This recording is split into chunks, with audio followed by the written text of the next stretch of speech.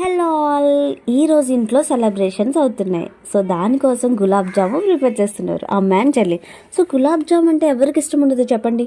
ఇంట్లో ఏ చిన్న ఈవెంట్ అయినా ఈజీగా టేస్టీగా ఎక్కువ శ్రమ పడకుండా అందరికీ నచ్చేలా ఉండాలి అంటే ఇది ఉండాల్సిందే కదా, అంతేనా మరి. సో ముందుగా ఒక బౌల్లో ఈ పౌడర్ తీసుకొని మిల్క్ని కొంచెం కొంచెంగా యాడ్ చేసుకొని ఒక సాఫ్ట్ డఫ్లో ప్రిపేర్ చేసుకోవాలి. సో ఇవి మనం చిన్న చిన్న బాల్స్ చేసుకుంటేనే మంచిగా బాయిల్ అవుతాయి అండ్ తినడానికి కూడా బాగుంటుంది, ఎందుకంటే అవి బాయిల్ అయినాక సైజ్ అనేది పెరుగుతుంది కాబట్టి. సో చిన్న చిన్న బాల్స్గా చేసుకున్నాక అవి మనం వేడిగా ఉన్న ఆయిల్లో వేసుకోవాలి.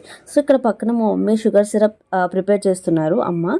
సో ఇవన్నీ బాయిల్ అయ్యాక ఆ సిరప్లో వేసేస్తే అయిపోయింది, అంతే. ఫ్రిడ్జ్లో పెట్టేసి తింటే ఆహా, అది కూడా వెన్నెలా ఐస్ క్రీమ్తో తింటే ఇంకా బాగుంటుంది కదా. సో ఇంతకీ ఏ ఈవెంటో చెప్పలేదు కదా, పల్విత్ పార్ద బర్త్డే అండి బాబు, అందరూ విష్ చేయండి. సో ఇక్కడ సెలబ్రేషన్స్ అయితే